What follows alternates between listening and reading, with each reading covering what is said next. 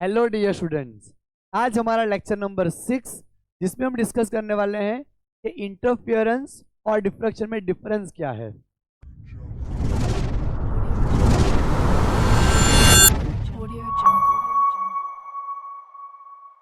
Difference between interference and diffraction. इस lecture की इतनी कोई खास ज़रूरत नहीं है, लेकिन ये मैंने इसलिए लिया है ताकि आप लोगों को दोनों में परफेक्टली डिफरेंस पता चल पाए और आप इजीली डिस्टिंग्विश कर पाओ कि इंटरफेरेंस कौन से टर्म की वजह से प्रोड्यूस होता है, कौन कौन से पॉइंट आते हैं, और हमारा डिफ्रैक्शन किस टर्म की वजह से प्रोड्यूस होता है और कौन कौन से पॉइंट्स उसमें आते हैं। तो फ्रेंड्स, हमने लास्ट टाइम डिस्कस करा था, मैं यहाँ पे टाइटल डाल लेता हूँ, difference between interference and diffraction. और इसी के साथ शुरू करते हैं अपना लेक्चर। अब देखिए, हमने लास्ट टाइम दोनों टर्म डिस्कस करे हैं, आपने अच्छे से पढ़े होंगे दोनों टर्म्स। इंटरफेरेंस में क्या होता है कि इंटरफेरेंस में इस तरह से दो हमारी स्लीट होती है, ये आप देखिए, ये S1 और ये S2, और यहाँ पे हमारी स्क्रीन रहती है।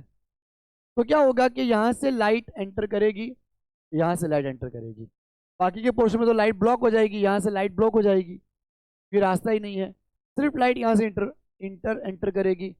अब लाइट एंटर करेगी तो हमें ऐसा लगता है कि सिर्फ यही पैटर्न मिलेगा, लेकिन यहाँ से बैंड होकर लाइट इस तरफ आएगी, यहाँ से बैंड होकर लाइट इस तरफ आएगी, यहाँ से इस तरफ जाएगी, यहाँ से भी इस तरफ जाएगी। तो हमें इस तरह से पूरा पैटर्न दिखाई देगा, इस तरह से पूरा पैटर्न दिखाई देगा, ये देखिए आप।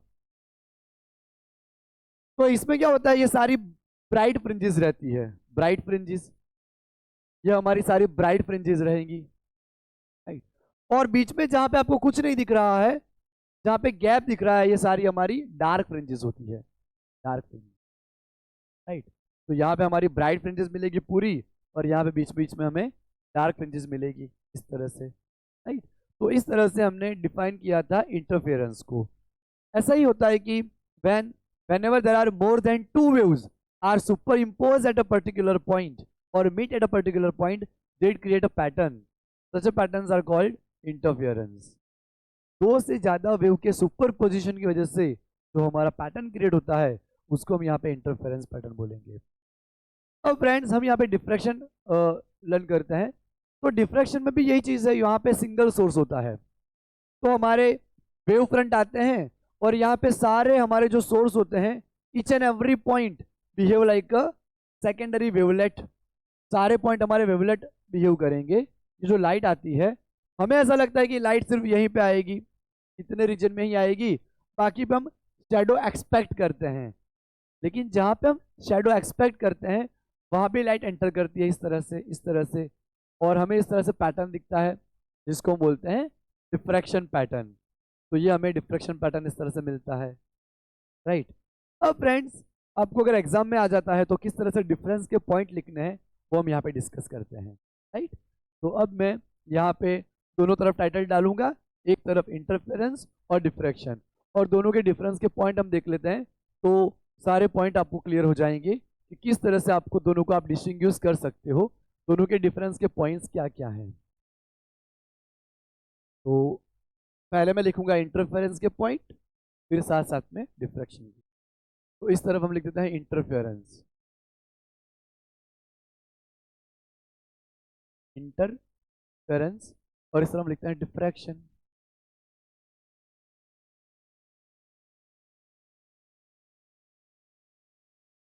ओके फ्रेंड्स, तो पहला पॉइंट जो हमारी डेफिनेशन है, जिसमें हम डिस्कस करने वाले हैं कि इसमें दो सोर्स होते हैं, कोहेरेंट सोर्स, और डिफ्रैक्शन में हमारा एक ही सोर्स होता है, जिसमें मल्टीपल वेवलेट्स जनरेट होते हैं। तो हम लिखेंगे interference is the result of superposition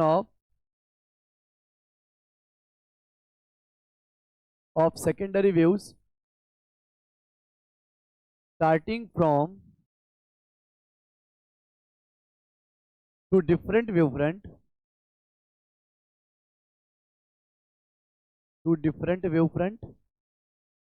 originated from two coherent sources. ये फ्रेंड्स हमारा दो कोहेरेंट सोर्स से प्रोड्यूस हुआ है और वहां पे सुपर इंपोज करेगा एक पर्टिकुलर पॉइंट पे, तो जो पैटर्न दिखाई पड़ेगी उसको हम यहाँ पे इंटरफेरेंस बोलेंगे, राइट। जबकि इसमें मल्टीपल सोर्स रहेंगे तो हम डिफ्रैक्शन का लिखते हैं।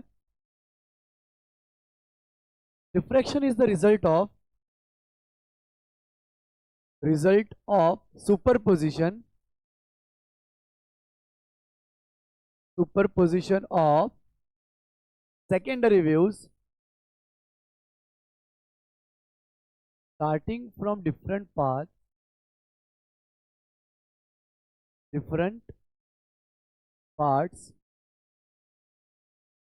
of the same wavefront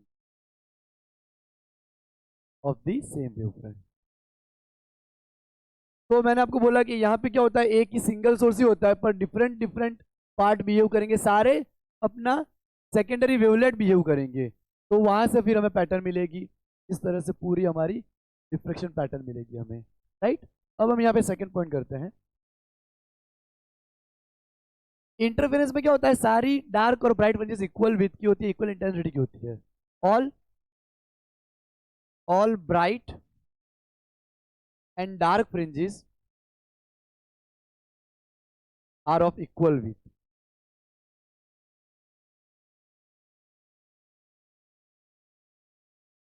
friends हमारी इंटरफेरेंस में जो पैटर्न क्रिएट होती है उसमें जो विड्थ होती है सबकी विड्थ इस तरह से इक्वल होती है।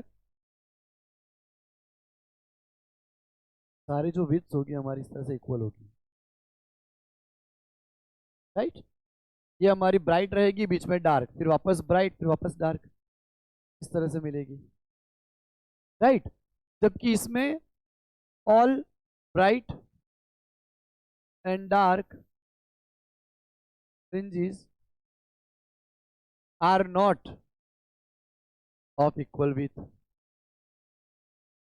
इसमें आपको पता है कि जो सेंट्रल मैक्सिमा होती है उसकी भी ज्यादा होती है, फिर तो विड्थ कम होती जाती है। अब हम थर्ड पॉइंट करेंगे।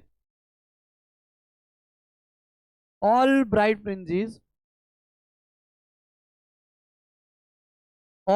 fringes are of same intensity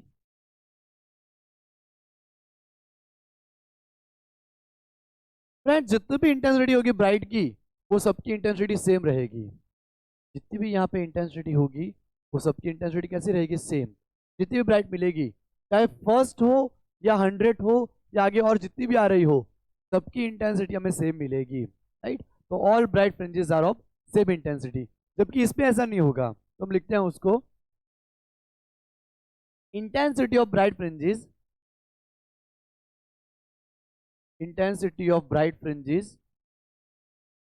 decreases as we move away from central bright fringe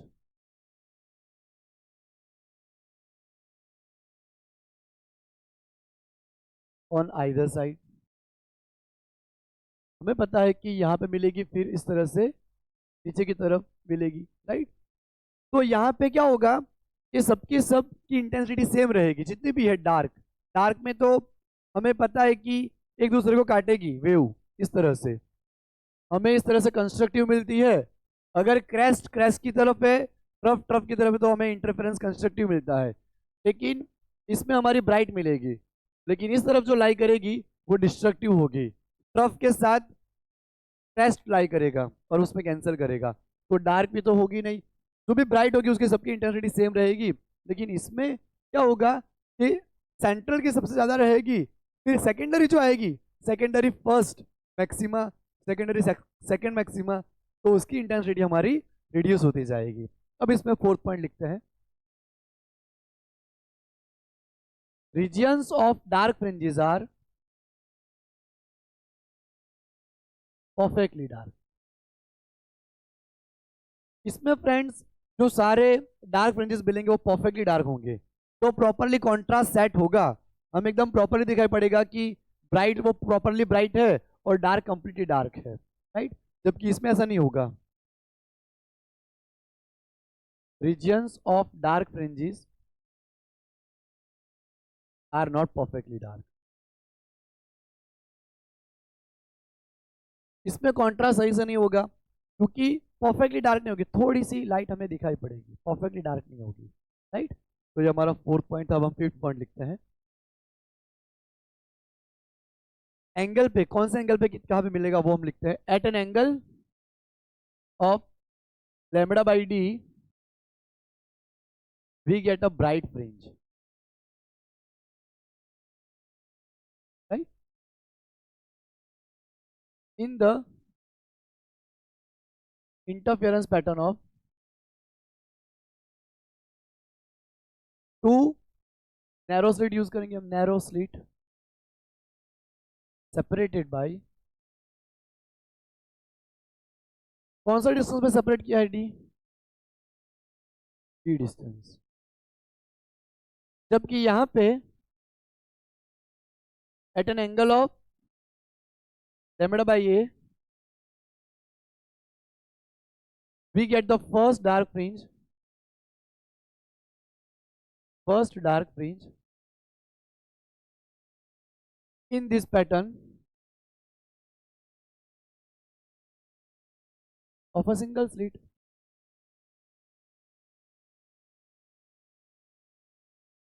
of with A, right. यहाँ पे जो हमें ब्राइट फ्रिंज मिलेगी वो लैम्बडा बाई डी डिस्टेंस मिलेगी, जबकि यहाँ पे हमारे पहली जो डार्क फ्रिंज मिलेगी वो लैम्बडा बाई ए पे मिलेगी। इसमें ए हमारी स्लिट की विड्थ है और इसमें डी हमारा जो दोनों को सेपरेट कर रखा है हमने, फर्स्ट और सेकंड को जो सेपरेट कर रखा है उनके बीच का डिस्टेंस है, राइट। तो फ्रेंड्स ये डिफरेंस है दोनों के बीच का जो हमने यहाँ भी डिस्कस करा। यहाँ पे अगर हम इंटरफेरेंस की बात करें तो डेनिस गैबर ने, जिनको नोबेल प्राइज मिला था होलोग्राफी के लिए, उन्होंने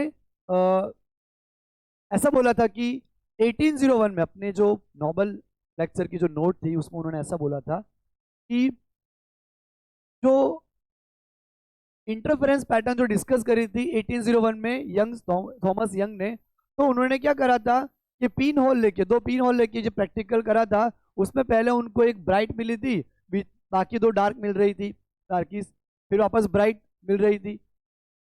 लेकिन उन्होंने क्या करा उसके बाद कि जो लैम्प था उसमें सोडियम ऐड करा, राइट। सोडियम लाइट की वजह से जब उन्होंने वापस प्रैक्टिकल करा तो सोडियम लाइट की वजह से उनको बहुत प्रॉपरली फ्रिंजेस मिली, राइट। पहले प्रैक्टिकल से उनको एनकरेजमेंट मिली थी और उन्होंने मोनोक्रोमेटिक लाइट की वजह से वापस ट्राई करा, तो सोडियम लाइट की वजह से जब ट्राई करा तो उनको और ज़्यादा लाइंस मिली, तो उनको जो प्रॉपरली रिजल्ट चाहिए था वो मिला, क्योंकि वो बिलीव करते थे जो लाइट है वो वेव नेचर कैरी करता है, तो उनको रिजल्ट भी दिखा। और रिचर्ड फेनमैन ने अपने फेमस फेनमैन लेक्चर में ये बताया था कि इंटरफेरेंस और डिफ्रैक्शन को कोई प्रॉपरली डिस्टिंग्विश नहीं कर सकता, सेटिस्फैक्टरी दोनों का डिफरेंस कोई नहीं बता सकता, क्योंकि it depends on usage of it, हम किस तरह से उसका यूज करते हैं उसके ऊपर डिपेंड करता है। अगर आप दो सोर्स ले रहे हो तो आपको इंटरफेरेंस पैटर्न मिलेगा, लेकिन आप एक ही सिंगल सोर्स को मल्टीपल सोर्स मान रहे हो तो आपको क्या मिलेगा, डिफ्रैक्शन मिलेगा। इस तरह से उन्होंने बोला था। तो फ्रेंड्स ये रहा हमारा डिफरेंस जो हमने अभी डिस्कस करा है, तो आप बोर्ड के लिए इसको प्रिपेयर कर सकते हो। और हम मिलते हैं अपने नए लेक्चर में, राइट। Bye everyone.